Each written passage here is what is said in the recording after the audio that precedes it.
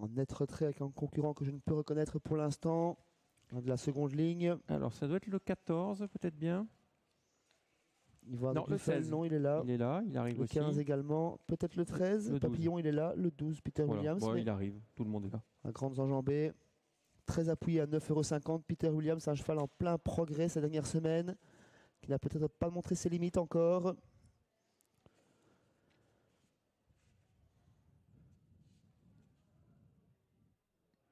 Le favori un peu la tête à droite.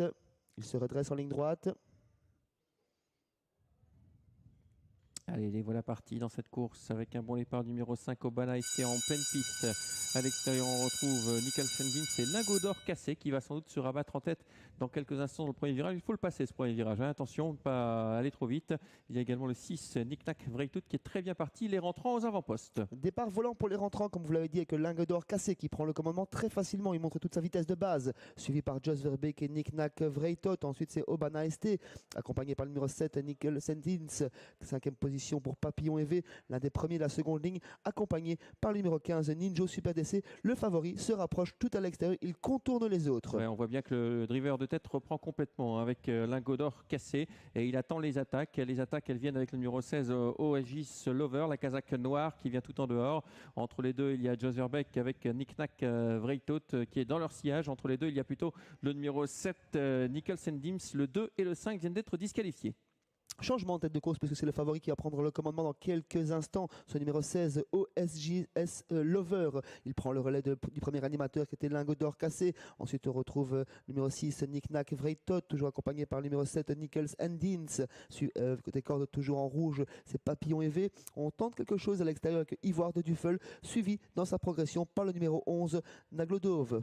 On va passer dans les tribunes. Christophe qui reprend complètement avec le numéro 16 OSGis Lover. Et à l'extérieur, on vient très vite avec le numéro 10 Noble de Morgan, un extrême outsider.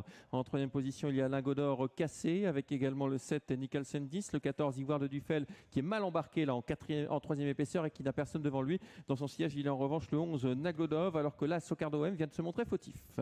Toujours en contrôle avec ce grandissime favori, c'est Christophe de Peut. Il a mesuré l'attaque du numéro 10 Noble de Morgan qui est venu l'accompagner à présent. Lingot d'Or Cassé dans leur sillage direct, tout comme Nicholson Dins. On ne peut se rabattre avec le 14 Ivoire de Duffel qui est toujours en troisième épaisseur. Dans son sillage, c'est toujours Naglodov. Côté corde sur un troisième rideau, le 6 Nick Nack Vreytout suivi par Papillon EV.